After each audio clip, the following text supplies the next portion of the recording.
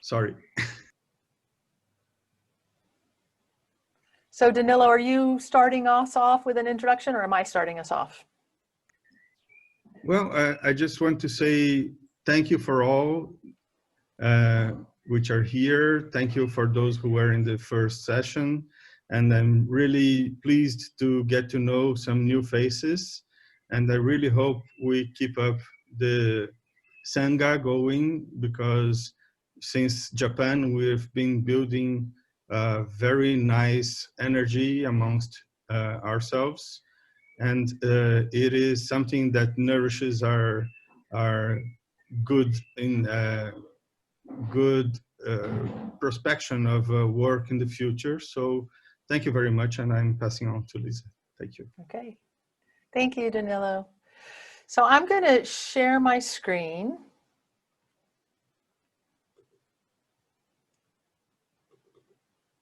Oh, I need to change it into one of these versions.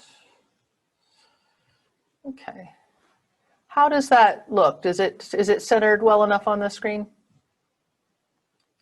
I see. Oh, thank you very much for that. So I changed the title a little bit from the one that Danilo gave me. I wanted to make a plug for emerging self-regulating global profession in yoga therapy, and acknowledge that today there's going to be 3 of us talking, and I'm really pleased about how this talk evolved very quickly in a short period of time to be quite inclusive, so that John Kepner will be, I'm going to speak, and I'm going to try and set the stage in some kind of big picture ways that will get us discussing. And then John's going to speak, and then John will introduce Alyssa, and then we're going to have some time for discussion. So wanted to let you all know who's here.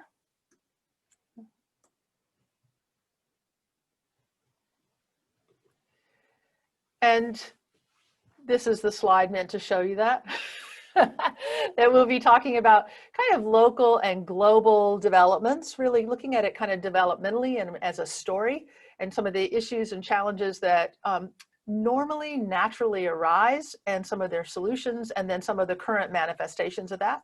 And then this evolving that's happening in yoga therapy as a profession, matching with this evolving that's happening in the associations of yoga therapy. And then the future, really looking to Alyssa with the future and where we might be going next, and in particular with how we might be partnering up with some other integrative medicine approaches, and then a discussion from all of us, I hope. So I thought, given the various time zones and where we are, and my commitment to keeping the yoga in yoga therapy and yoga therapy standards and yoga therapy regulation, that we should do some practice. And so I'm going to ask you all, just wherever you are, to stand, or, you know, maybe you're not even completely in screen now, but just stand and just sway a little bit. It's 10 o'clock at night. I should be in bed. So maybe I'm doing this for me, but you know, Leanne's just up at 6. So I always thought that this was like the perfect yoga pose. And my reason for thinking that, even though it's non-traditional, is that my teacher said yoga poses and yoga therapy should be efficient, effective, and elegant. And I've decided this meets that, because we're moving every joint in the body at the same time, all the muscles. We're getting some energy moving, so the physical and the physiological parts of the body. And then you can get a little bit more playful with it, which gets your mind remembering. You used to do this when you're a kid and it was fun, and it gets a little energy flowing so that when you sit, you can be okay. And then maybe jazz hands, because, you know, you've been mousing all day, and then fling them and twirl them, because I want energy in your hands, energy in the hands. The hands help regulate the subtle energy. Now we're going to turn this into a mudra in a moment.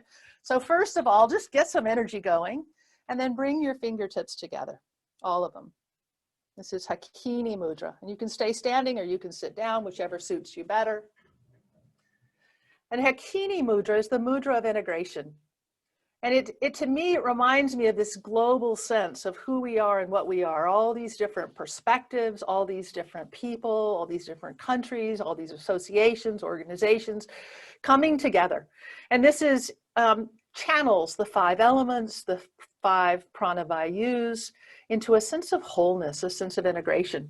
So if you would bring that to your heart. so that we hold in our hearts the sense of the wholeness that each of us brings to make this organization and this work around the world. And I'm going to invite you to chant the Sahana mantra. And I'm going to put it on the screen in case you don't know the words. And I'm going to chant it once so that you can hear the tune, because, you know, there are many tunes. And then I'm going to encourage you to chant it together with me. And then third time for good measure, you know, just so we're really ready to feel safe and protected, nourished, more vital, more clear, more able to be together in harmony. So here you go. You can listen this first one or join right in. Sahana vavatu, Sahana bhunaktu, Sahaviryam karvavahai, Tejasvina vadhitamastu, Ma vidvishavahai. Om.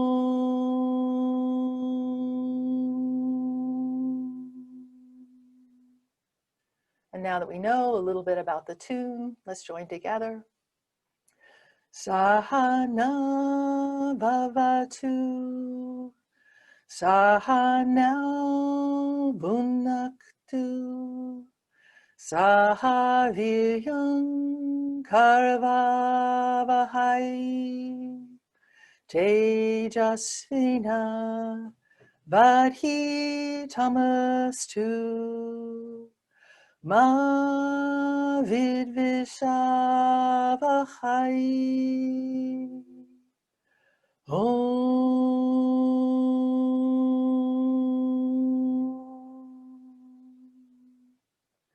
And so it turns into the even more familiar and joined. Sahana vavatu, Sahana bhunaktu, Sahaviryam karvavahai, Tejasvinam vadhitamastu, Ma vidvishavahai. Om.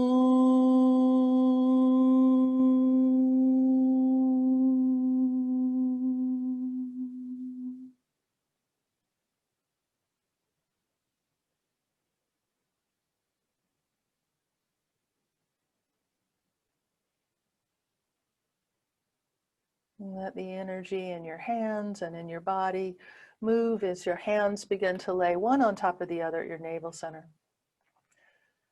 And take a couple of breaths to ground into the navel center. To let the energy move lower in the body, more central in the body. The breath flow and become steady so that you transition into being ready for this next little while to listen, to be open,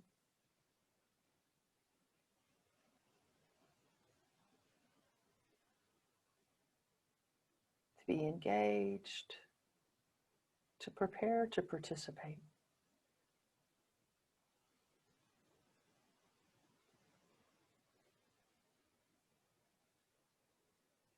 I want to give thanks to all of you and all of my teachers and all the practitioners across the ages who have developed, maintained, kept these practices alive for us and for our benefit, that we can then share them on. Namaste. Thanks, everybody. It sounds so strange to chant just to yourself, and in my own ears it sounded kind of high, but it was lovely to see your mouths moving. So I wanted to start with the Sendai Declaration, because this was a document that I thought captured some of what our purpose was in coming together as a group. And I'm going to weave this in as I talk about where we are right now. And so just to remind you that this group was formed around ideas of really building community. And as I understand it, building community so that we were aware of what each other is doing. so that we didn't live in silos and in isolation, but we really came together to know what was happening in different parts of the world, to learn from each other, to share with each other, to be supported by each other, and to benefit from each other's experience. And I really feel like these days that is so beneficial and powerful as yoga therapy continues to grow around the world. So I just wanted to remind us, I don't need to read to you, I remind us what these 4 key things that we agreed to, and I'll weave them in as I go. I also wanted to acknowledge that after Sendai, we went to Amsterdam, and the little thank you gift to the speakers that Annika gave us had this African proverb on it, and she had it in blue and I've put it in red, but basically it's this idea that we can either go on our own or we can go together, but each has a different purpose and a pace, and to acknowledge our coming together last year in Amsterdam and this collective that we've agreed we'd like to work together with. And then I wanted to, I thought I would, since I said earlier, and Danilo didn't know the reference, you've always got to check in different cultures if your references work. And I said, in thinking about this talk, I really thought about myself as preaching to the choir. And preaching to the choir means that you're talking to the people who already know and already believe and are already in line with you.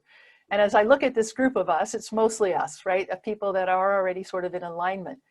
But I wanted to acknowledge that the things that are going on around in the world are developmentally normal.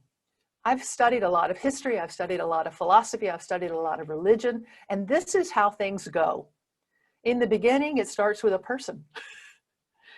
And this person usually needs something, or they're curious and open, they're desperate or willing, but they need something and they're looking for something.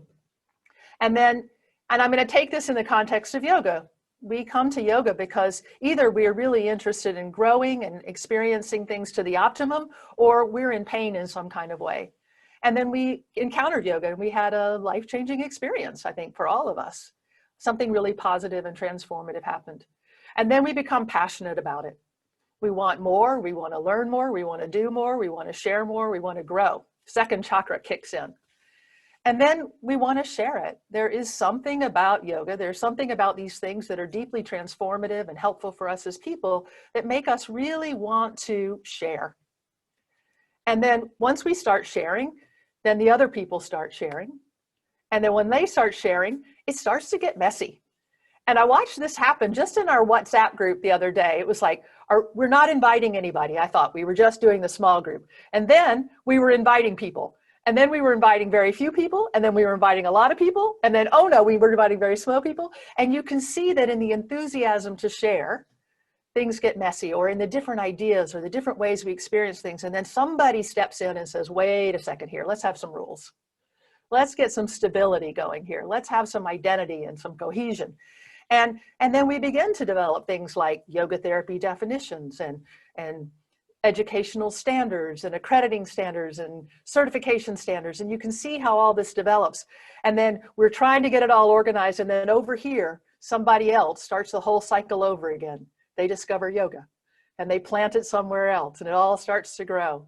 And so this is where we are now. Yoga is popping up all over the world and in all its different forms of newness. And we're also trying to collectively organize and for the development and the advancement and the protection and the many reasons that we come together and do these things.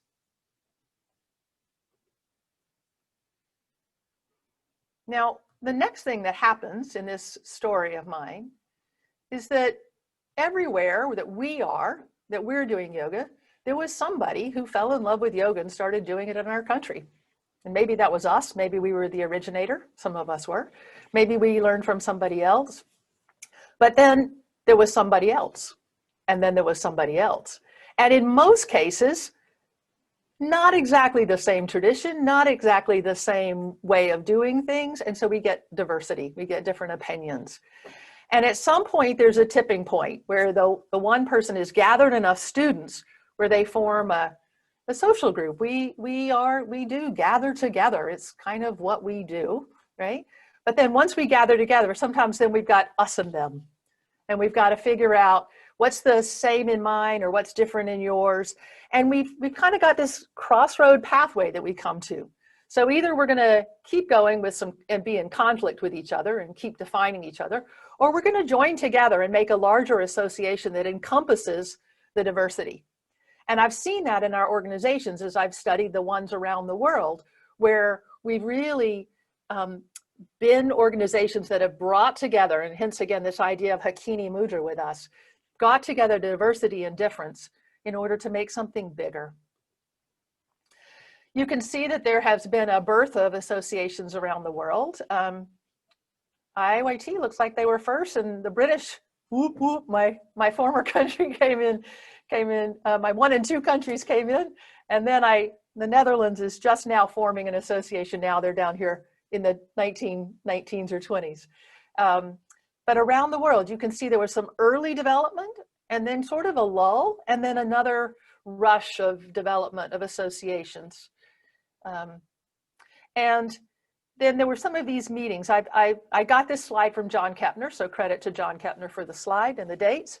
And this WHO meeting is the only thing that really wasn't an association that formed, but it was sort of a benchmark in terms of a truly international organization saying they wanted to develop standards for yoga and figuring out how that fits in with the rest of the work that the yoga associations have been doing.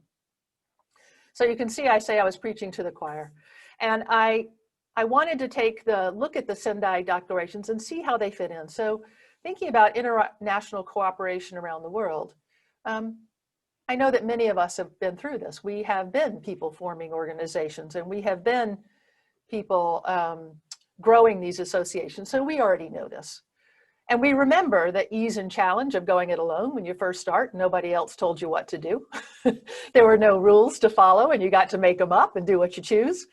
And but you also kind of, at least for me, I remember I just started calling myself a yoga therapist. And then I met somebody, I met Hansa Knox, who was on the board of IYT, and she said, you know, that's a real thing and a real organization. And I was like, oh, really? You need training for that? I just made it up. And I'm not the only one who's done that. You know, it still happens. So part of what we want to do is reach out to the people who are starting out and be the Hansa Knox that says, you know what, that's a real thing with training and an organization. And so that we recognize that people may want to also create their own things, but also how do we begin to collaborate and partner with people and share our experience and also still let them have their own, while recognizing the challenge and I think the necessity to honor and integrate the diversity of training and approaches and positions and cultures, and how to kind of do that was one of really the challenges for the World Health Organization group, to develop a single standard without recognizing differences in cultures. So as we share information around the world, we do know there are other people doing what I did, calling themselves yoga therapists. And part of what we want to do is raise some awareness and collective standards. And we know that there are new associations forming. So just to bring us into not the people on the Excel slide who've already done this, but the people in the now. Brazil, Portugal, and the Netherlands are all starting or considering yoga therapy associations right now around the world. And the WHO India, I decided to put WHO India because it's really a memo of understanding between the government of India, the World Health Organization, which is part of what influenced a lot of how that went. And the Yoga in UK NHS group, there's a NHS standards group, are really trying to create new standards around how to expand yoga into healthcare, and looking in both of these initiatives back into yoga and yoga therapy. And this question of, is there a role for yoga teachers? Is there a role for yoga therapists? What are the differences? What are the similarities? And how do we bring yoga into the healthcare? Addressing that whole issue of yoga therapy again. Another thing is really recognizing that as we have been, and this is why I put global, emerging, self-regulating, we've really been mostly a self-regulating profession. And we want to police our own. But there have been some external governmental and other kinds of processes. And actually the UK started that way. The beginning of the British Council of Yoga Therapy was a task force that was called for by the Parliament to study complementary therapies because there was a concern about whether or not patients were adequately protected. Were these harmful or helpful? And so there was a 2-year study, and there was some funding from the Prince's Trust. The Prince of Wales is interested in integrative care. And there were these initiatives that came together, and it was one of the places where the different schools came together and formed an organization, and there was an original body that had a different name, and then they became the British Council for Yoga Therapy when they reached a certain level of development. And I think that's probably true in others of our organizations, that they've had various impetuses. And one of the impetuses is healthcare providers or governmental entities charged with overseeing healthcare are also wanting to make sure that when we're seeing lots of people, that we're taking care of those people and we're adhering to some standards. So as long as we police ourselves, govern ourselves, create regulation, we can do that to some degree. But as we move into entities that are more regulated and have more oversight, like healthcare, then these issues rise again. So one of the places where there is some governmental regulation are in France and Germany, where the term therapist is a protected term for a healthcare provider who's more traditional Western medically trained. And so the yoga therapists there don't tend to publicly use the name yoga therapists. They call themselves yoga teachers, and that they work therapeutically because there are some limitations around that term. There have also been efforts, and then another place that we're integrating and where it brings into this issue of self-regulation, other regulation, is in coming into healthcare environments.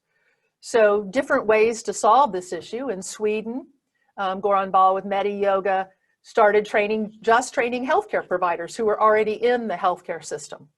In India, they want to bring yoga teachers and yoga therapists into the healthcare environment, so they're moving into academia, and that's another slide too, but bachelor's level preparation, master's level, PhD level preparation, and developing university-based education that would be more commensurate with a healthcare provider, and then job descriptions at 4 or 5 different levels with different titles about what kind of yoga practitioner or professional are you, and therefore what can you do in the healthcare environment.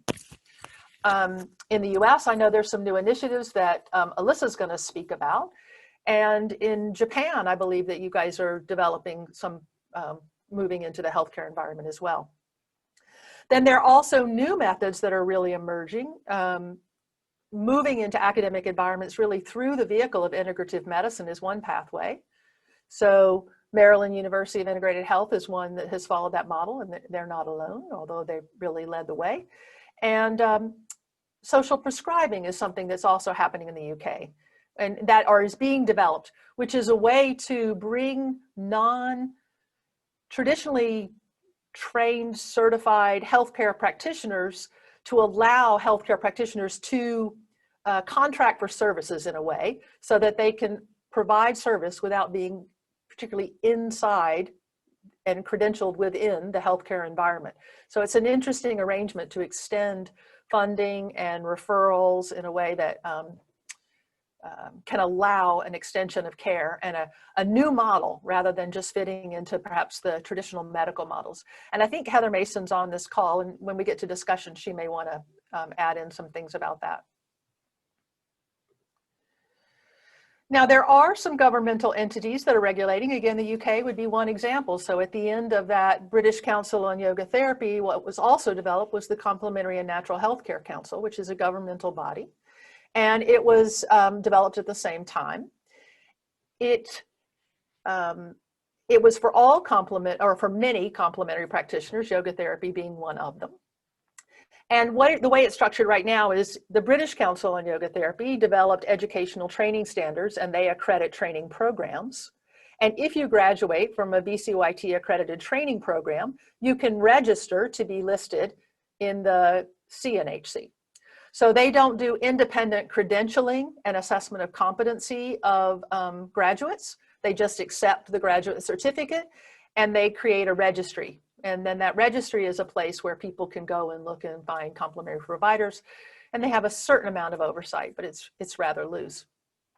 There's another model within the UK. The UK is pretty ongoing in their development in this field.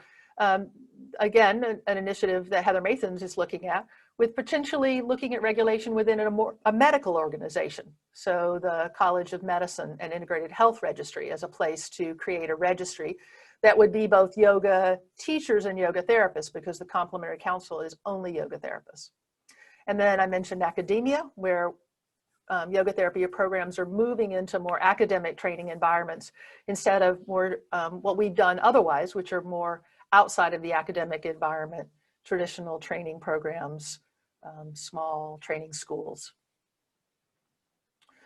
So there are, as we realize that as we grow, and as we are growing into healthcare, and as we're growing as a profession, we're going to move into other people's environments. And I always say that trees are my spirit guides. And one of the things you learn from trees is you've really got to collaborate for everybody to grow with and share resources and thrive with diversity.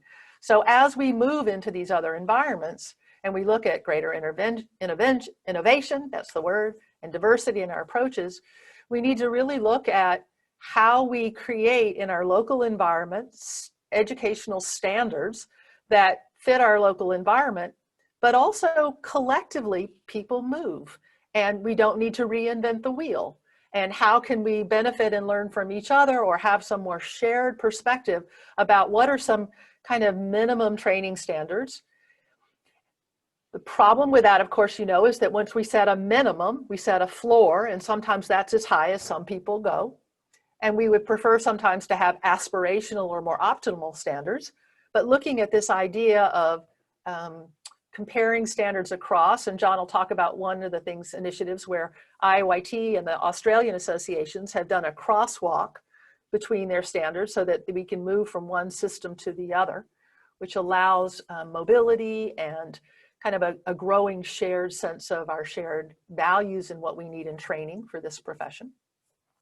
And then there are also changes in educational standards for potential is we bring in more healthcare providers who want to be yoga therapists. Might we change our educational standards to take into account this experience that they already have? How might we shape or change educational standards in order to accommodate healthcare providers and vice versa?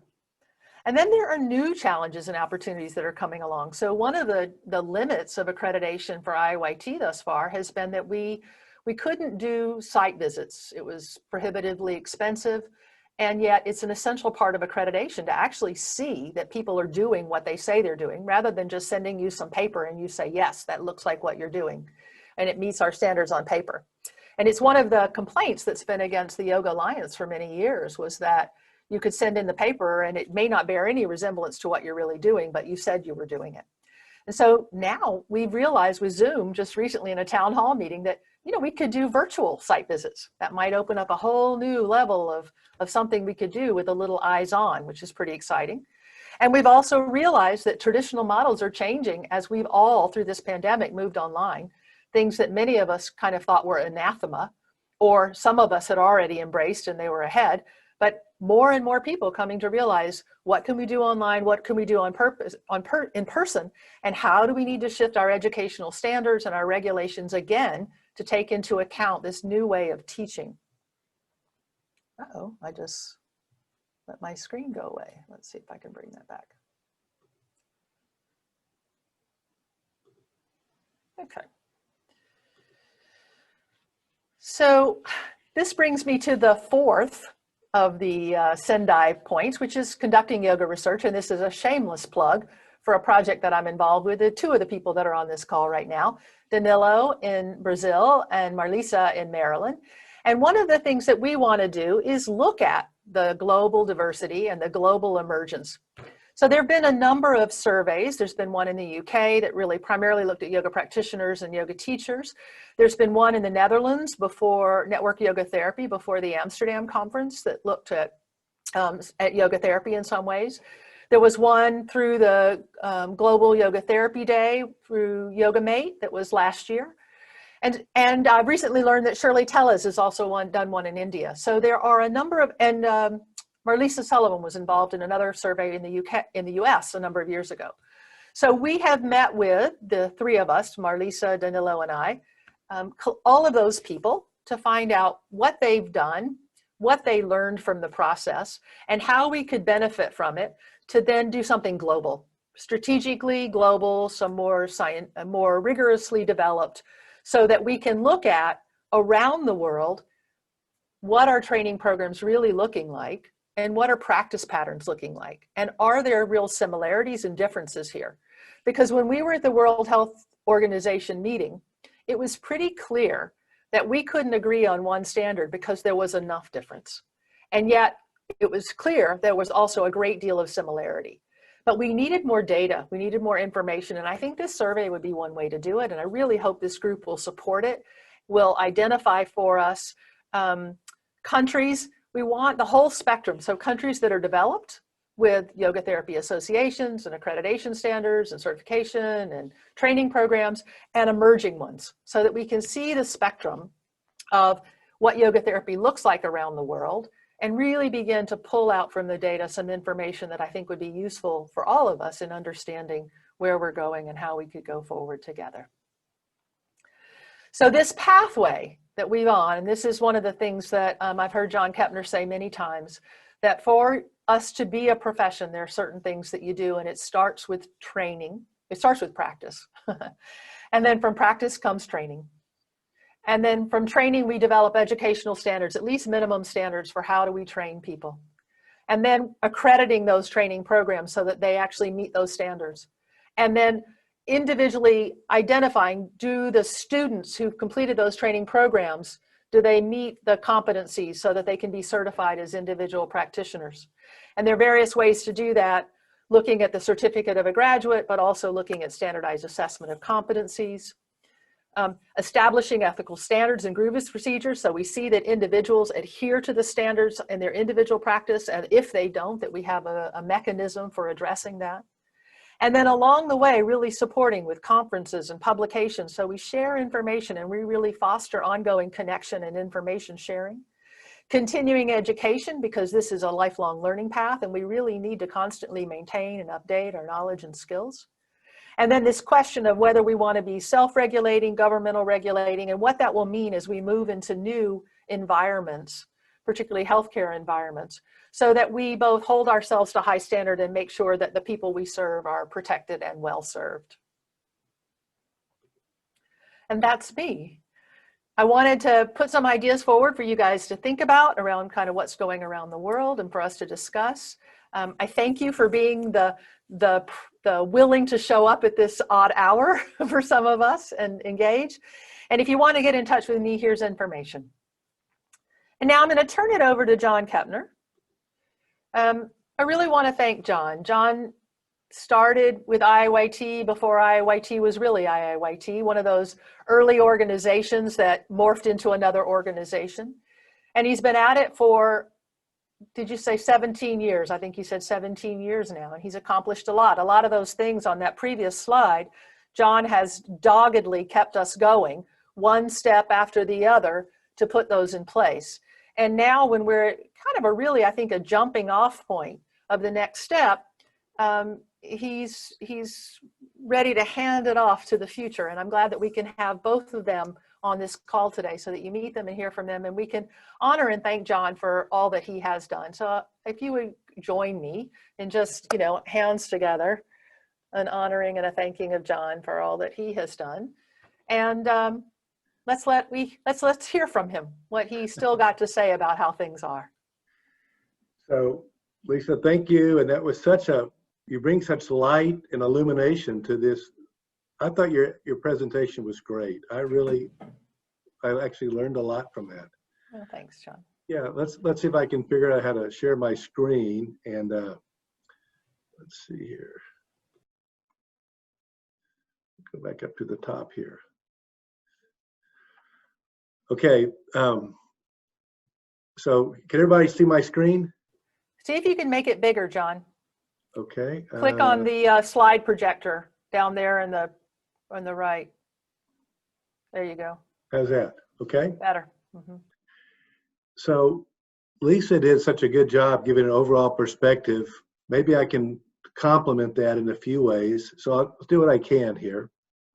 So first, I just want to say how much I enjoy reconnecting with our friends. I love this photograph. I've used it many times, and that whole conference was brilliant. So I have to thank Mr. Kibira and the whole Japanese Yoga Therapy Society for hosting this. This brought a whole new level of Sangha to our global community. So I want to thank everybody involved in that here. I had a wonderful time, and look where we are now, 3 years later. And this is moving on. This is what happened last year. It's a picture. You can see Lisa right there in the middle. Maybe some other people on this call are in that picture, but look at the joy and the holding hands. That's really, it's moving to me. This is the WHO working group meeting that Lisa talked about. You can see her again, right in the middle. You know, she and Michael have contributed a lot to that conference there.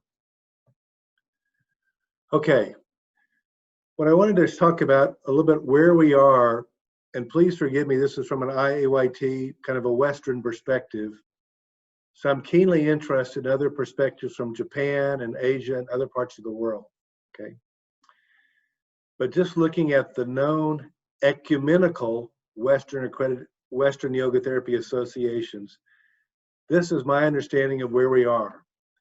You can see how the Australian Association of Yoga Therapists, Austrasian, they started and published in 2006. Then the British Council, I think they published a standard. I think I missed the date on the standards. Then IYT published ours in Yoga Australia. And that's, you can see the number of accredited programs and the number of certified yoga therapists that we have. The British Council, they don't actually certify yoga therapists, but these are the graduates of the accredited programs that are eligible for that national registry. If there's anybody on the call that could correct me on some details, feel free to do that. Now, I did the same thing last year, and I wanted to show some growth. So our field is growing at least as represented by those 4 associations. So 16% and 12% and those 2 things. I don't know what happened. I don't know what's happening in the rest of the world. Now, one of the things that the Australasian Association of Yoga Therapists and Yoga Australia, they have actually incorporated the IYT standards into their standards. They already have a robust method of accreditation and certification. And so given our good relationship with them, we have adopted reciprocity. Already with the Australian Association, Austrasian, and Yoga Australia is on the brink. I'm not sure that's actually been signed. But I want to give a lot of credit to Korean for championing this from the Australasian Association for Yoga Therapists here. Okay. Now, to become certified by IYT, the main path is to graduate from an IYT accredited yoga therapist training program. But we know there's lots of people out there in the world who are already well trained and well experienced in this. So we have another pathway for them, which we call the portfolio review and evaluation process. We have a pilot program through November, and we've already approved about 79 people from 14 countries. So if anybody on this call is interested in this, we have all this on our website. Again, we're trying to be open to people around the world who are already well trained and well experienced in this process. Now, one of the things you have to do as a professional organization is to have a certification exam. That every field has that tends to scare people, but IYT's already been working on that for about a year. We're about halfway through, and all this comes from the standards that we have, and it comes from lots of engagement of different members who have participated in defining the exam, kind of modifying this, and then later on this year, we hope to start actually writing the test. We hired a professional exam development country. It's probably going to cost us, I don't know, $80,000 or more. But that's just one of the things you have to do. graduate from an accredited program, and the next step is to show you actually learned something, and that's to take an exam. So that's where we are right now. The key thing is that if you already have certification from IYT, you do not have to take your test. So if anybody wants to get certified by IYT before the exam, please go ahead and do that. Okay. Now, another thing in the recognition of our field is this, what I call a third-party accreditation of our certification process. Just like we accredit other yoga therapist training programs, there are other people out there that accredit certification processes. You know, there's all this second checking, at least in Western healthcare. And I want to bring up this question, why are we doing that? Well, this is something that Elisa helped me with.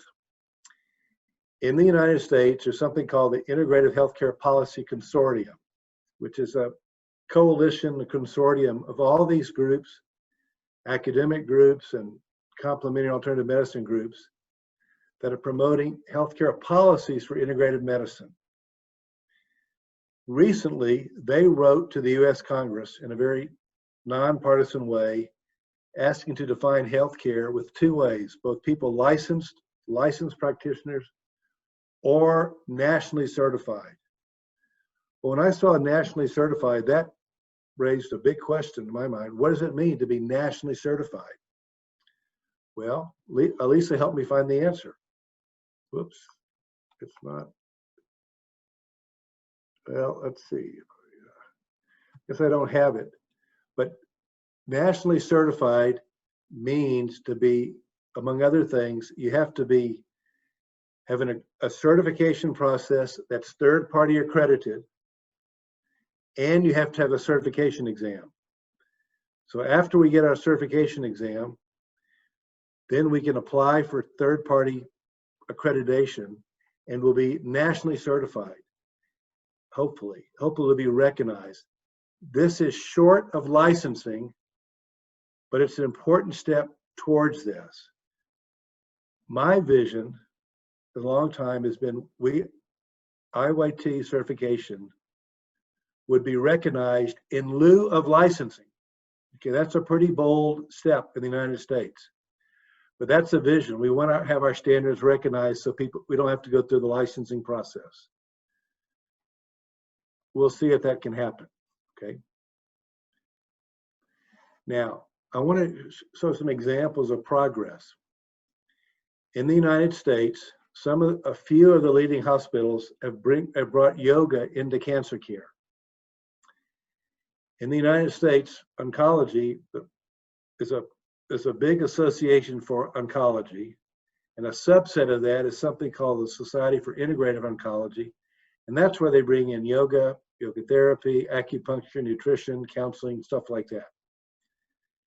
So we went to one of those meetings. They're very interested in bringing yoga in, and so to their credit, and just a bunch of our members, about 8 of them that are so committed to this, they're working with this society, which is mostly oncologists, working with the yoga therapist. They have this yoga committee, and they want to set up, I guess, foundations for better acceptance of yoga in cancer care throughout the whole cancer care community in the United States. I'm really excited about this because this is a collaborative effort between IYT and oncologists. And a woman named Lee Leibel, some of you may know her, is kind of the champion of this, been leading this. But I'm proud to say there's probably 6 to 8 other IYT yoga therapists are actively participating in this. Actually, they meet once a month about this. Now, this brings me to, most fields have postgraduate certification in a specialty. Like a doctor would be specialized in oncology or radio or something else like that. Our long-term vision is to have a postgraduate certification in yoga therapy for cancer care, okay? Postgraduate means post C-IYT. All other fields, you have to be a well-trained practitioner before you can get this postgraduate certification. That's down the line. We're not there yet. There are not enough certified yoga therapists yet to do this. But I want to put this out as a vision for us, because I think this will help us become better accepted into cancer care, particularly by the hospitals. Okay.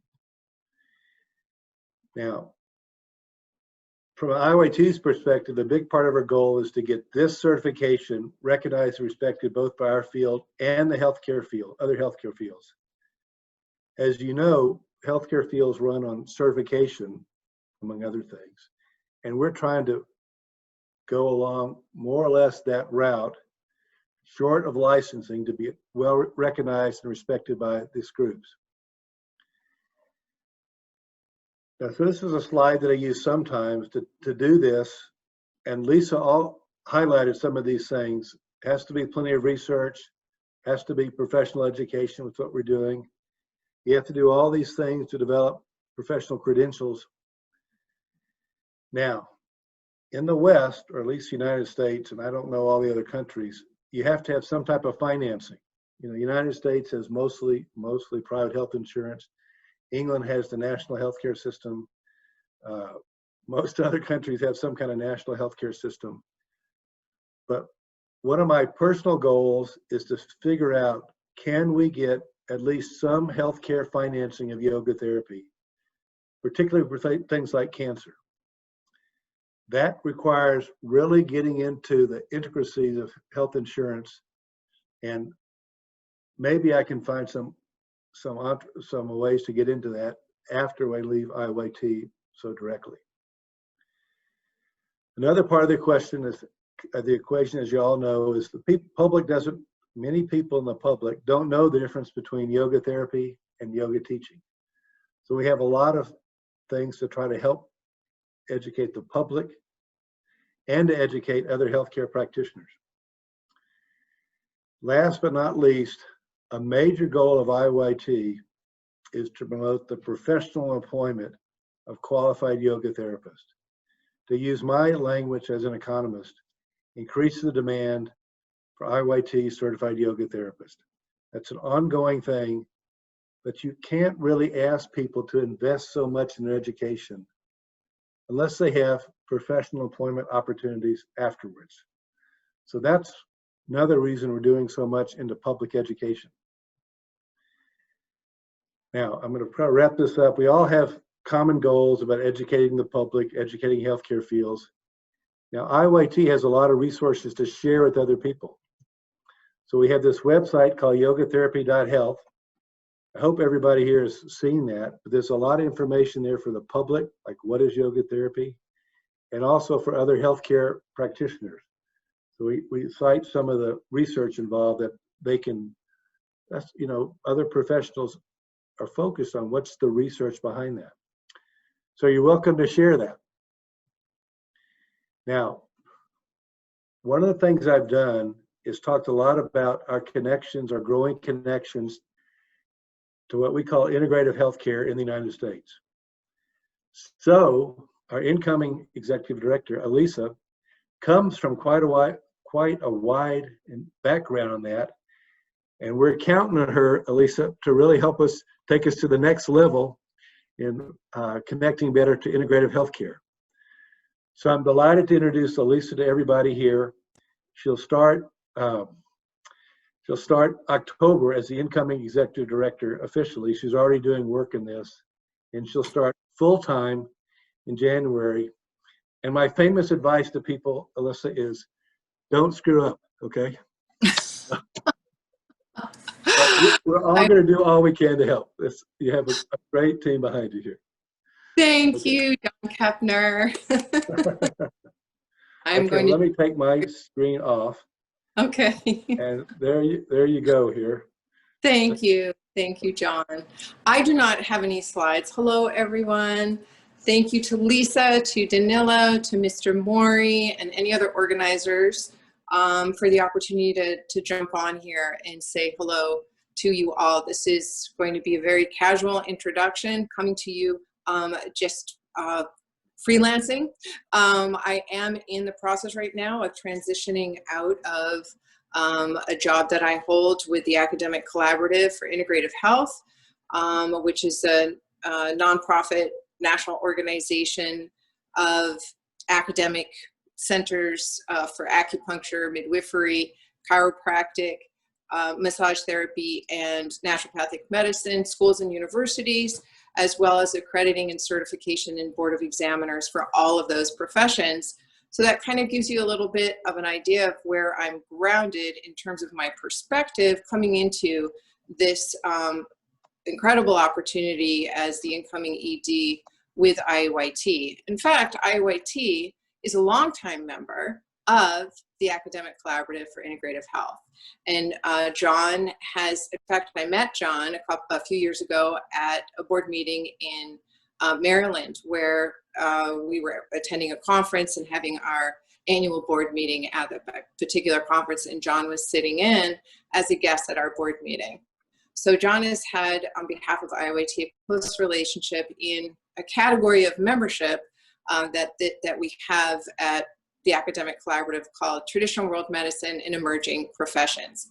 And IAYT has been a member for many years.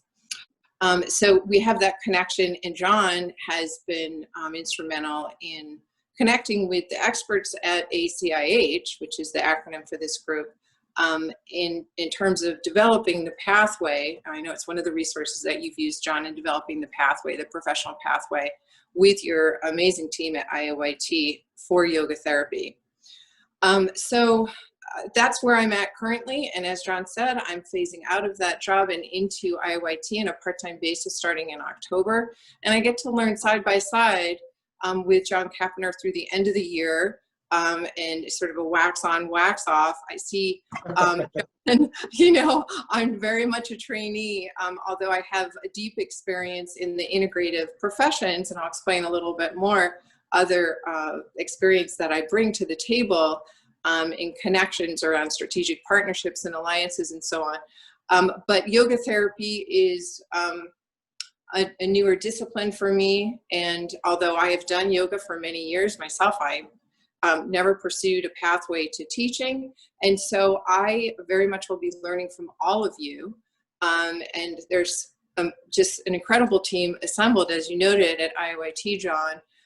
The level of expertise is just such a gift to me, to someone like me that isn't coming in as a certified yoga therapist, bringing other skill sets and other perspectives, but being very welcomed into the fold and being able to learn from you know, these type of presentations. And just sitting in on this, Lisa and John, I've learned a great deal.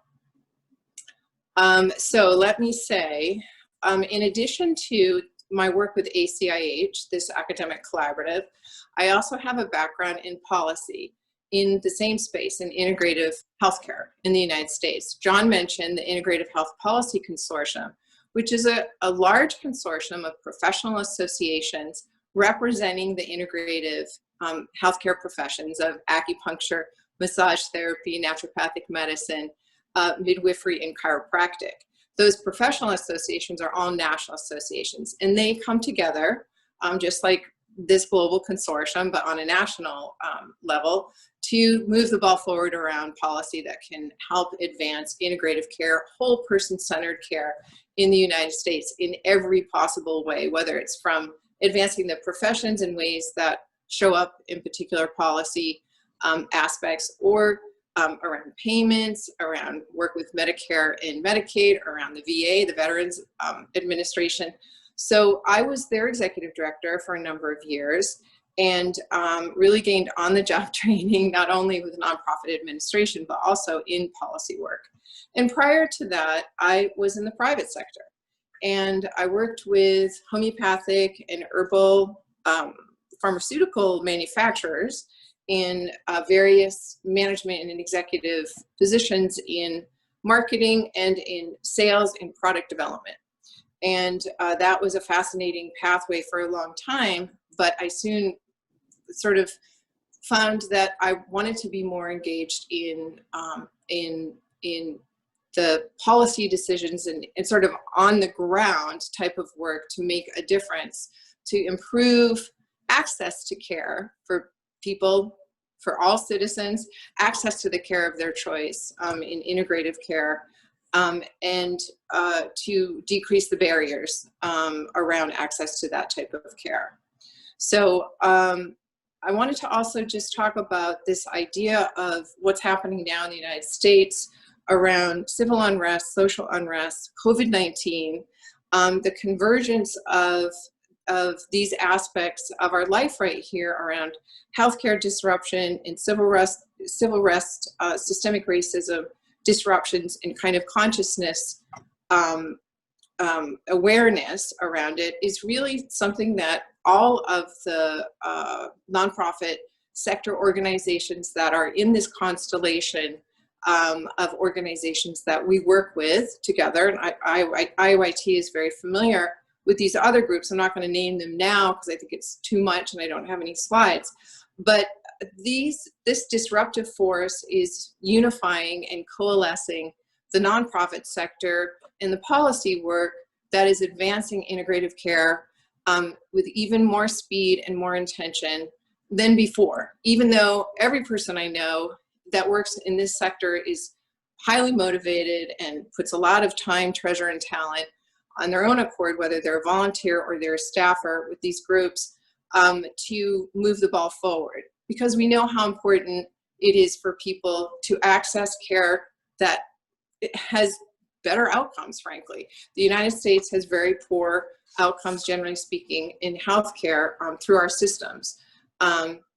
So I wanted to just speak to one example of unification and coalescing around a common goal that is very current and that is accelerating now with more and more stakeholders joining this alliance. And it affects and engages with yoga therapy. And this is in the pain sector. There's an alliance called the Alliance to Advance Comprehensive Integrative Pain Management. And this is a first of its kind, and a one of its kind, multi-stakeholder collaborative that is funded by philanthropy, by the Lovell Foundation here in the United States. And these various stakeholders that are representing insurance companies, patients, people with pain, advocacy groups, federal, the federal and executive branch is represented in this particular collaborative, Medicare, Medicaid, the Veterans Association, employers, insurance companies, as I mentioned, and other nonprofit organizations to change the paradigm around pain management.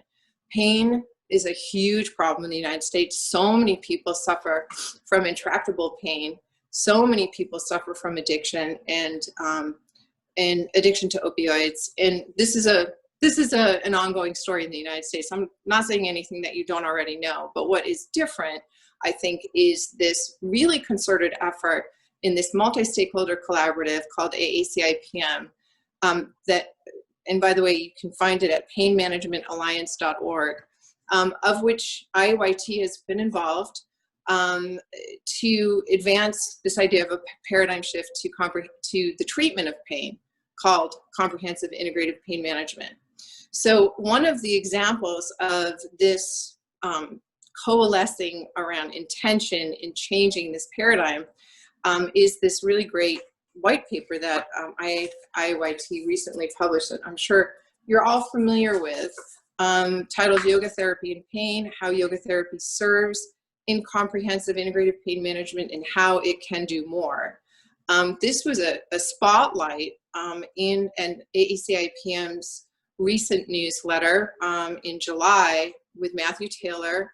There's a wonderful interview about the white paper and the shift in how yoga therapy can make a difference in pain management in the United States and in working with people, and how it can do more, as well as AACIPM had a very well attended symposium back in May all about pain management and this shift that we're trying to take everyone to CIPM, in which also Matthew Taylor, who's one of the authors of this white paper, along with Marlisa Sullivan, who's on the call today, Shelley Prosco, and Neil Pearson.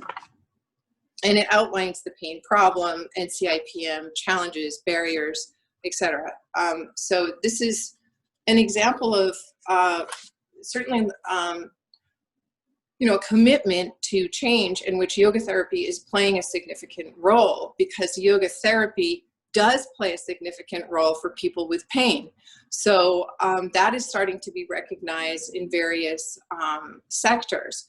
One of those sectors in which it's being recognized is in the insurance world. So United Healthcare, which is the largest insurer in the United States, has started a program that they've been running where they have clinics that are called orthology clinics.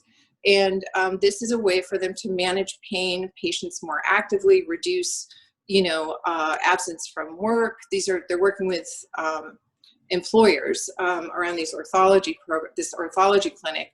And so people who are insured by United Healthcare can go to these clinics to manage their pain more quickly, sooner, more actively before surgery.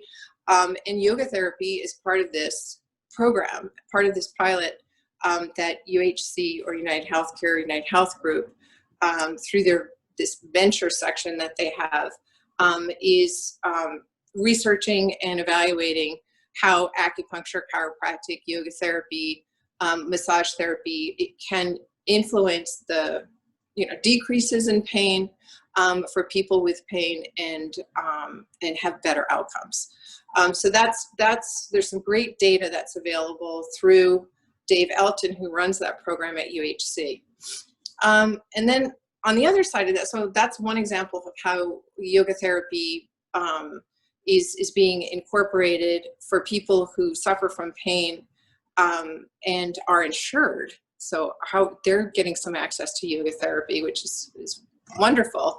But on the other hand, there's millions of people in the United States who are uninsured, and with COVID-19, we know that those numbers are going to go up. And we don't know what kind of coverage is going to be provided on a federal level for those people who are suffering. And I wanted to give you an example of how yoga therapy is being incorporated into programs that provide for services for people who are underinsured or uninsured, the underserved population in the United States. An example of that is a federally qualified health center, right? And these are programs that are federally funded by the US government, by Health and Human Services. There's over 1,300 federally qualified health centers in the United States. And going back to the alliance that I spoke to you about at painmanagementalliance.org, you can read about a federally qualified health center in Austin, Texas, that is led by an integrative doc. His name is Sherrod Coley. And he was also part of this symposium back in May that I can share the link to. And he has, through various grants, this is a grant-funded program from HHS, and he got more grants for a care coordinator to bring in an acupuncturist and a yoga therapist, a bilingual yoga therapist, as a matter of fact, and a nutritionist, and I think chiropractic. I'm not sure about chiropractic, but he's bringing in this. He's created a multidisciplinary approach to the treatment of pain, again, to shift this paradigm, and yoga therapy is included. This now with COVID, there's been a disruption in access to these services, but the name of the clinic, just for the example, is the People's Clinic. As I mentioned, it's in Austin, Texas. And there's a wonderful interview with Sherrod Coley that I can share with you by link to read about this. So yoga therapy for uninsured, yoga therapy for insured.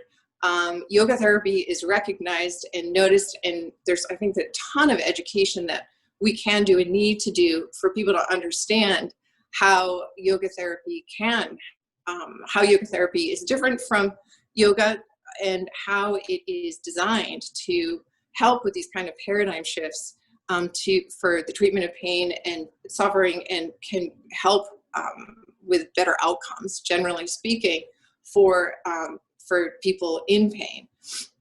So I wanted to, just share those couple examples, with you, and then also speak finally on this idea of unification. And one of the things that really impresses me about this profession, about this young growing profession of yoga therapy and IOIT, is this sense, the spirit that of unification, cooperation, collaboration, and love for each other and the profession that's so inherent in the work that you do. And this is really an incredible gift, right? I know that, you know, this is it's the type of work that we're doing is formed by the principles of yoga.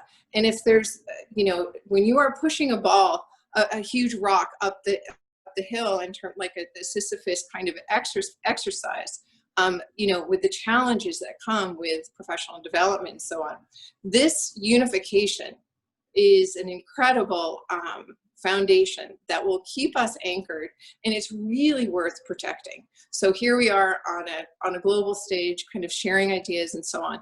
And I just encourage us to reach out and talk and stay in touch and really nurture this idea of unification. And one of the reasons I say that is because with my deep background in working with the integrative professions, right? Acupuncture, chiro, you know, massage therapy, naturopathic medicine, and midwifery. These are the nationally licensed professions in the United States, not licensed in every state, all of them, but on this pathway around licensure. There is a lot of fracturing, right? So there's just different schools of thought that then turn into different camps and ways of being, and there's a lot of rigidity. And when you get rigidity, you get this factionalization, and it slows progress because there isn't unification.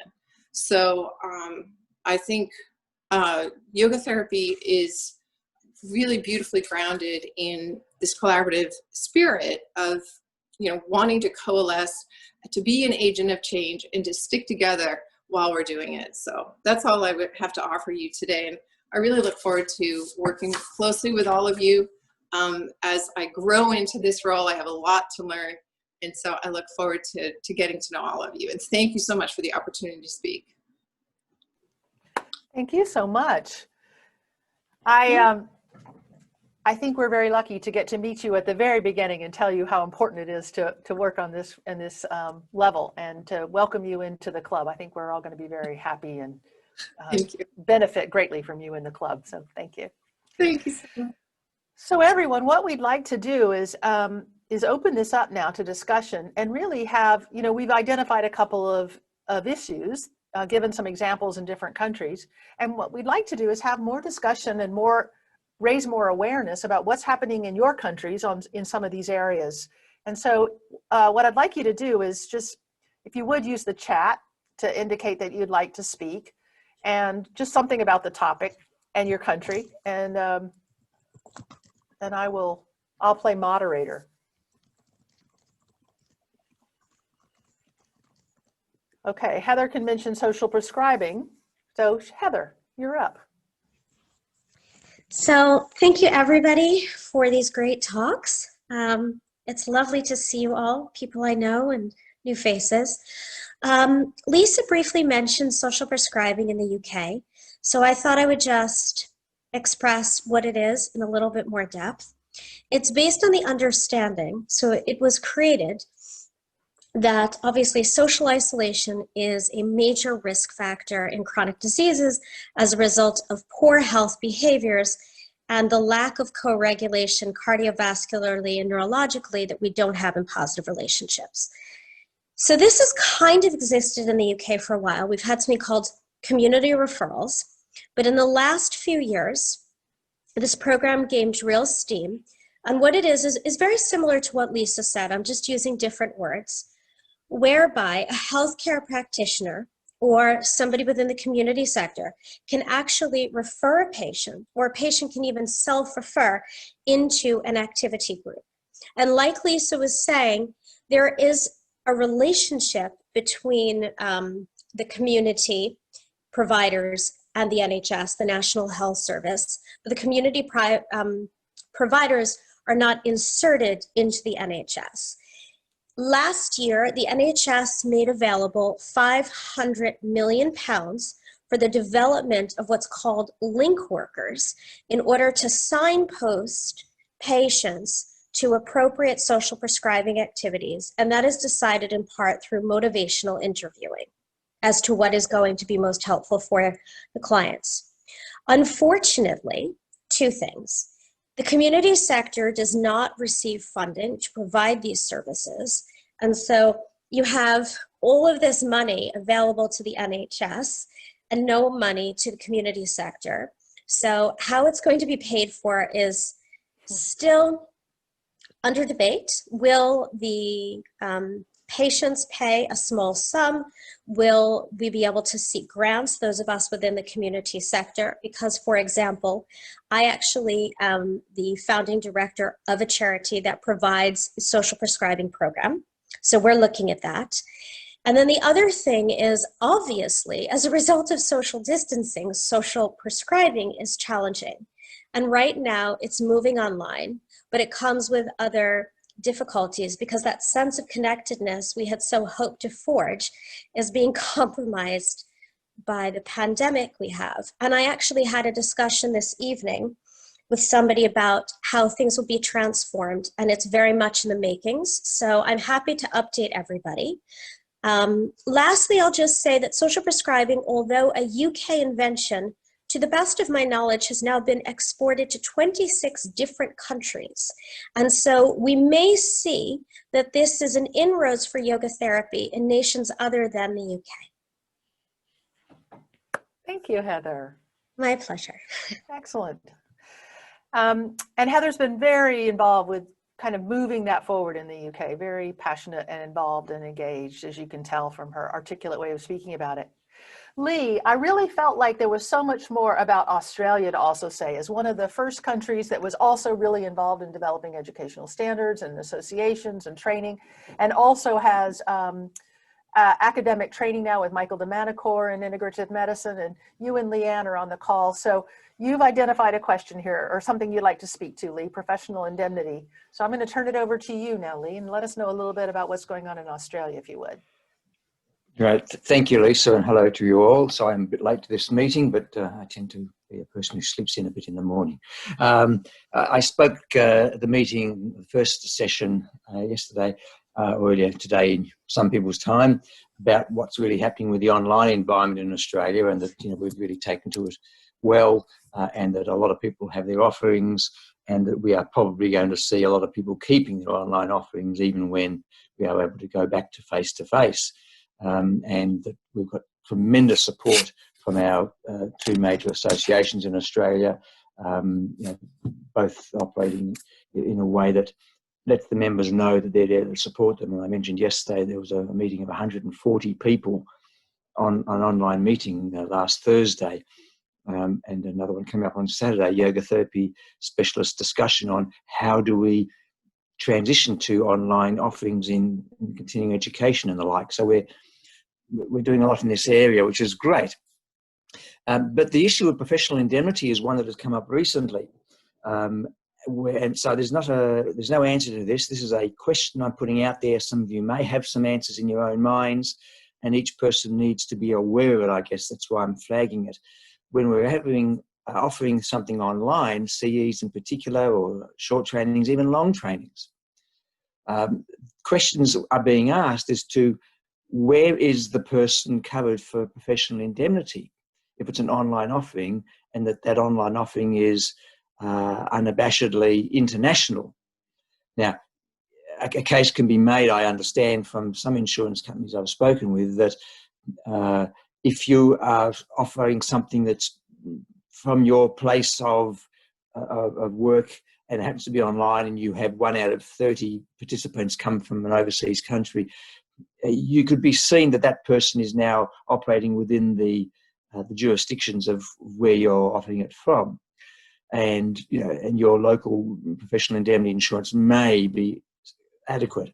However, we're finding that more and more training programs, and even individual yoga therapy. I had an individual session with somebody recently from overseas. It was actually an IRIS matter, but that person was based in the United States. If they had an issue with me, and if there was a professional indemnity issue, what was going to happen? That's why I actually rang up the insurance company and said, what do I do? He said, you're not covered. And if you want to be covered in the United States, it's going to cost you a lot of money, approximately 10 times what it's costing you for your local insurance.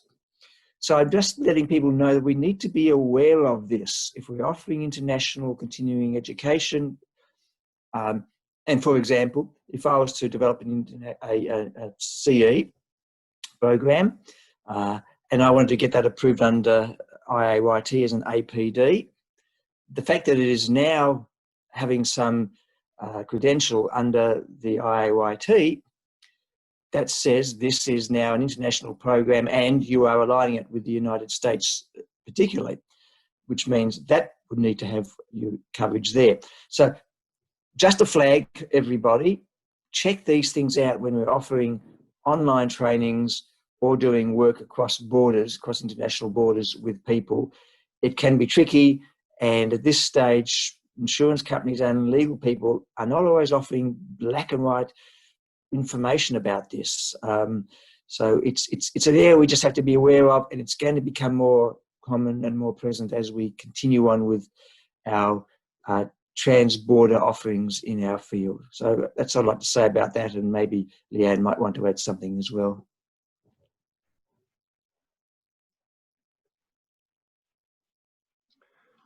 I might say something. Thank you, Lee. I was going to scroll through and see if people wanted to say something. John, you want to say something? Well, Lee, this is very interesting. I hadn't thought about this before. If you want to pursue this with me separately, we have a very good relationship with a certain US-based company, and they've been very responsive to us. So let's you and I bring this up to them. I'm not sure how it would cover you in Australia, but this is an important issue, and I'd like to pursue it with you. So I will comment that I joined the meeting as well today. And one of the things that we have done in order to prepare the students I was training in the UK, we've checked with all the various insurers to find out what kind of where they're requiring of people. And there's a real gamut of how specific they're being in terms of explicit about what's covered, what's not, and what you need to say verbally and get in writing and post it in anything that you share online. And then some people who are much more lenient. And I know that my particular insurer told me that I was covered everywhere in the world with my policy to provide online yoga therapy, except the US and Canada, because they're so litigious. So they told me that I could get a special addition to my policy to cover the US and Canada, but I had to do certain things to get that. So maybe that's the UK. They're used to, working with the world a bit. But there was really quite a range in terms of that. And you're absolutely right, Lee. This is a really important issue to check with your insurer and to notice where you're covered and where you're not, and to look also at not only what you're doing live online, but recordings that you put where you can't monitor people, and even live online where you can't monitor people as well and respond to them in terms of if something happens, if there's a health emergency. Yeah. So does anybody else have a question or comment that they'd like to talk about anything with this? Heather? Oh, I did mention the British Wheel of Yoga has some really explicit guidance today. Thank you for that comment. But just to note, Lisa, because I was reading it, and not to get into debate, but they're saying that you need to have an interview or you need to have a pre-discussion with every student that might be coming. Yeah, they're really advocating some serious intervention. Yeah. Yeah. Mm-hmm. They're much less comfortable with the whole idea, shall we say. But they're moving toward, trying to compensate by providing what we would call almost a yoga therapy level care. So other questions or comments? Yes, Karen. Yeah, Corinne. Lisa. Yeah, Corinne, what do you want to talk about? Hi. Hi. I think hi everyone, and it is very early in the morning here, so yes, but in Australia. So one of the things that we were looking at is during this particular time, anyone can call themselves a yoga therapist, which is an unfortunate set of circumstances. And people are going online as yoga therapists. So what we've done is put a little piece of footage together to explain to people specifically what to take care of when they're looking at an online program, and particularly to look at how the breathing is, how the connection is with the body, and to just give a few warnings. Now that's probably available for anyone, and I can send the link on. But I think we need to be preemptive of people actually harming themselves, as well as having insurance at the other end. You know, insurance is once the damage is done. But if we can be a little bit preemptive in terms of the warnings that we put out there and how we get people to integrate better with knowledge of the sector, with knowledge of the therapeutic process, then we're a lot better off than reacting once the damage is done. Sure. The prevention better than cure, pain that can be avoided should be avoided. Danilo, you wanted to add something about the situation in Brazil? Yeah. First of all, I want to thank every and each one of you who has brought this point up to discussion, because even though the session is not crowded with interested people, it is a point that it is worth discussing, and it's vital for, in my opinion, for the sake of continuity and of increasing credibility in yoga therapy and yoga at all. In Brazil, we have this situation that in 1995, physical education was 1995 or 1998. Physical education was recognized as a profession. So we got our federal council and local ones in the States, and yoga was under the umbrella of physical education. And then it was taken out by many yoga teachers and professors had the initiative of proving to the government that yoga had a philosophical bias that was much greater than the physical or the medical one. So it shouldn't be under the healthcare professions. So it is independent now, and there's no regulatory board for yoga practice or yoga therapy. In 1986, we had a proposal for the government to create a national council of holistic therapists, and yoga would be included in it. And it was denied in the final states of approval in the government by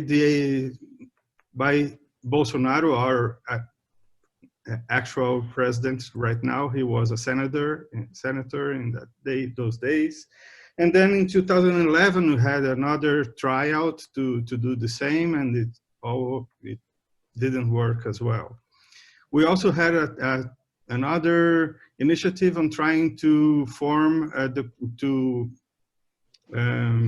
recognize the profession of yoga teacher, but it was a specific there are some guys here that want to take all of the food in the table for their sides and then approve only that kind of yoga as so division instead of integration, and it didn't go forward too, hopefully. Nowadays, we are in kind of that situation that Karine was showing us. Anybody can call themselves a yoga teacher and a yoga therapist. The word therapist is also not by law, but it is like preserved for areas, for healthcare related areas. If you're a psychologist, you can use the word therapy. If you're a physical therapist, you can use. If you're a physical educator, you can't use, because you're not supposed to treat anybody. You're supposed to keep their health, going on. And if you're a doctor, if you're a nurse, then you can use therapy. But the point is, in Brazil, we also have too many different, not accreditation, like we have courses that tell people they are yoga teachers. We have courses that tell people they are yoga therapists, and there's no regulatory act on that. So our effort in these symposiums that we've conducted and in others we've done like 10 years ago is to show people and to show our colleagues, our yoga therapists, colleagues, our yoga professors or teachers, that we need at least common ground in good formation in physiology, in psychology, in philosophy, in history, to call ourselves teachers or professors or therapists. And we have to invest in research. We're way behind all these countries that have talked before us, way behind UK, way behind US, way behind Australia, way behind India, way behind Japan, and all other countries that have given first steps like 20, 30, or 40 years before Brazil. And we are here to learn from you and to make sure that we, in this new reality, we can at least spread the word that we are asking people to be responsible on treating their clients. Let me just put my computer on the plug. To treat their clients in a responsible way, trying not to worsen their cases, at least. If you can't cure, if you can't treat somebody, what we say, what we tell our students, before you become a therapist, at least know that you're not harming your student or your clients. That's something to start from. Thanks. Thank you, Danilo, for that history in Brazil. I didn't realize that you were one of the ones where it's been really hard to bring the different factions together, and that has been the reason this hasn't developed yet. I knew you were wanting to again, and that you've definitely taken steps. Mm-hmm. So this is one of the challenges, isn't it, where we have a value on real knowledge, education, experience, which leads some of us to want to develop standards and regulate, not so that we're exclusive in a way that doesn't allow people to continue to innovate and grow and develop, but does allow for some at least minimum standards of being able to advance the profession and protect against harm. Mm-hmm. And so finding this motivation is a real issue. Yeah. Leanne said that she could speak, so thank you, Danilo. Leanne said that she could speak a little bit about natural therapy review. Leanne. Thank you, Lisa.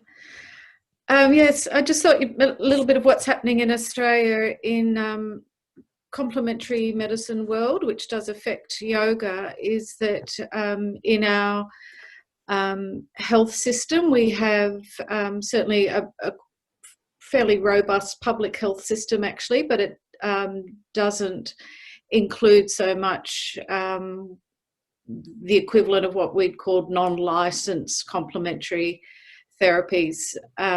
So in our Australian government provides rebates to private health insurance.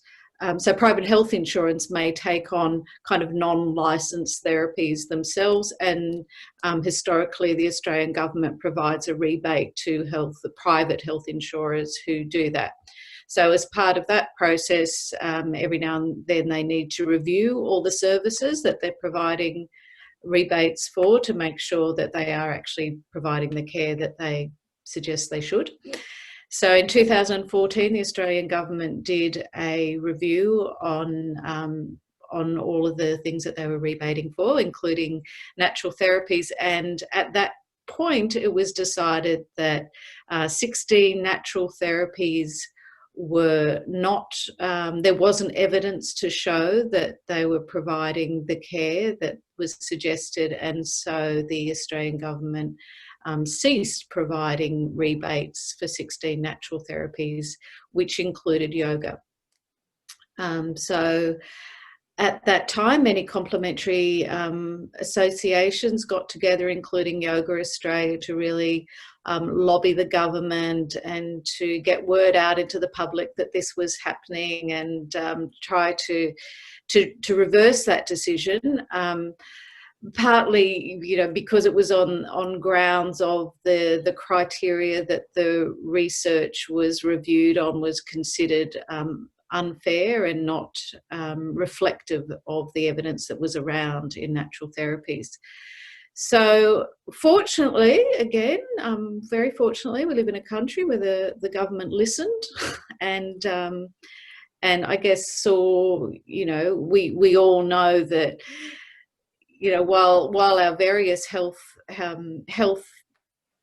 regulatory bodies or our health systems don't necessarily reflect how much of our communities rely on complementary medicine, and the government certainly listened in this case and saw that so many people felt that that was a really valuable part of their insurance, that they should listen. Anyway, so good news. When did we start? 2019. The Australian government agreed to do another review, and I had the good fortune of being on the expert advisory panel for that review. And so we've spent the last year with the various stakeholders in all the natural therapies, again, including Yoga Australia, providing research there's a separate research review committee separate to our advisory panel, and they've been now provided with, or first they had to establish a different review criteria, which they have done, that the panel that I'm on, the advisory panel, agreed was fair and robust to natural therapies. Also, I must say, to the credit of the government and the health department that's involved in this, they did appreciate how much changed even in that time, from 2014 to 2019. The advances that have occurred in research into natural therapies, and I'm sure many people here are involved in that, in yoga therapy, that there's a lot more research has been done very currently, and it is an evolving field, and it's evolving field in its scientific evidence base as well. So that's pretty much where we're up to. The research has been provided to that review panel, and my understanding is that they have looked at it. We would have met, as is the world, in April, in June, in September. All of our meetings have been postponed due to the health department responding to the COVID crisis. But currently we're due to meet now on the 21st of October, where we'll get to look at what's happening with that research review, and I'll certainly be able to update any interested organisations, including this one. So that's where we're at. I guess one of the things that's on my mind that might come out of that was in one of our discussions actually, there's two things I should note. First one is that it's considered that this review will be favourable for probably all of the natural therapies involved, and very optimistically for yoga. When we sit together with the health department there, it's considered that the outcome will be to reverse the previous decision, because it is understood that there is now research available that will meet the needs of the private health companies. So that's good. It is very promising. One of the things that came up in some of the discussions was, though, how does the government then know about the individual that's providing the service? And I think we may enter another world there that's been talked about, particularly in Lisa's presentation, about, who's the person that's providing the service? Which will come to government regulation of the education standards, particularly, as has occurred. I was trained as an acupuncturist back in the 80s, which was probably in a similar place to where yoga therapy is in Australia now, where it was a unregulated profession with, just like Danilo just said then, anyone could call themselves an acupuncturist, and we certainly had the medicos doing weekend courses or a one-day course, and some of us slogging through 4 years, and it was everyone was an acupuncturist. Bit the same in the yoga world, where we got to the point now where that became, government recognised Bachelor of Health degrees, which led to acupuncturists being registered health providers by the government, which takes, which means when these health rebate things come up, anyone that's a registered government practitioner, it doesn't apply, you're already in. So it does, I think, raise the start, I think, of that becoming a serious discussion, and there's certainly people in Australia that would like to see yoga teacher training and yoga therapy coming through kind of government regulated standards of education, which does give us a easier path into the broader healthcare system and issues like insurance and professional indemnity and things too. Thank you, Leanne. So a vote for the governmental oversight. Before we close, and we're closing in very shortly, I'd like to hear from some of our colleagues in Asia. So Japan or Korea. Aragon, you want to tell us anything related to what's going on in this topic in Korea? Yeah, I heard of John talking about the cancer program. I worked at the as yoga therapist at the university hospital. From 2017 to 2014 to 2017, they asked me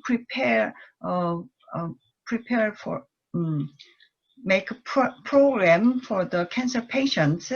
At that time, they also asked me to took a course of hospice education program. It was a 10 weeks program. After that, I also practiced to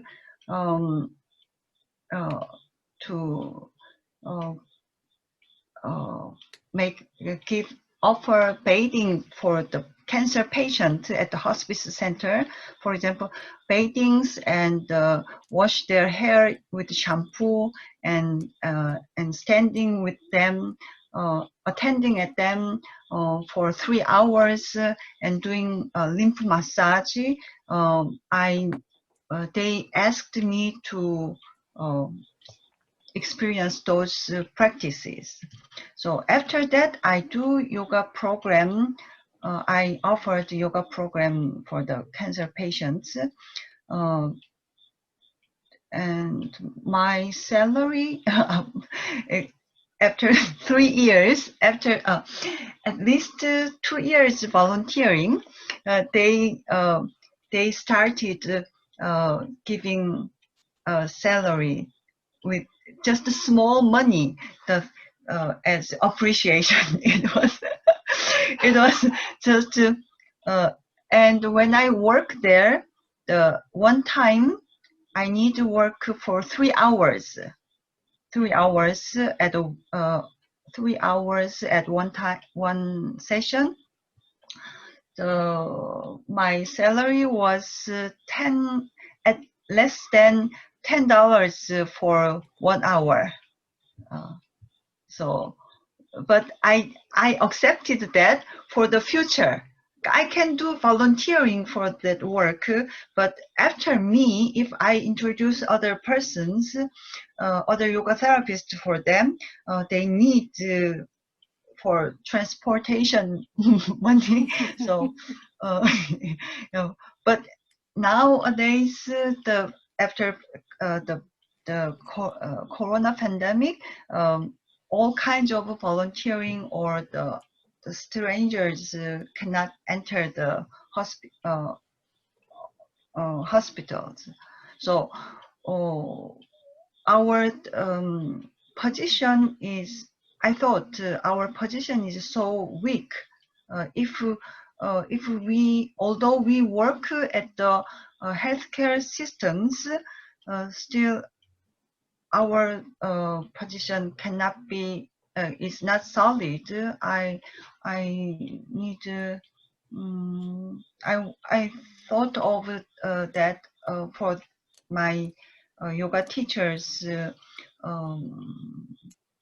financial safety.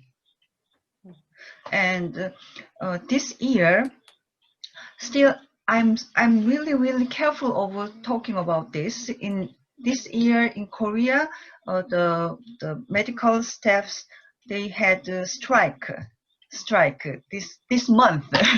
So because government changed some health system, because of that, the medical staff and the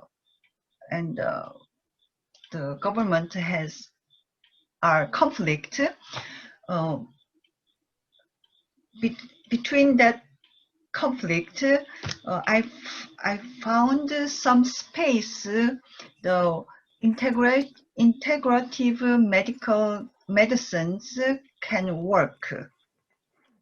Because of that, I'm really careful of talking about this. So later, maybe after this month, I can share more things with you. Yeah. Thank you very much. Thank you. So I am wondering, in these last couple of minutes, and it's about to stop. First of all, I want to thank everybody for coming in at all these different time zones and being willing. And one of the thoughts I'm left with is, how do we outreach to our emerging yoga therapy colleagues, places where people are building associations, where we do bring the support, the community, the resources, the standards, the education, all these sort of things.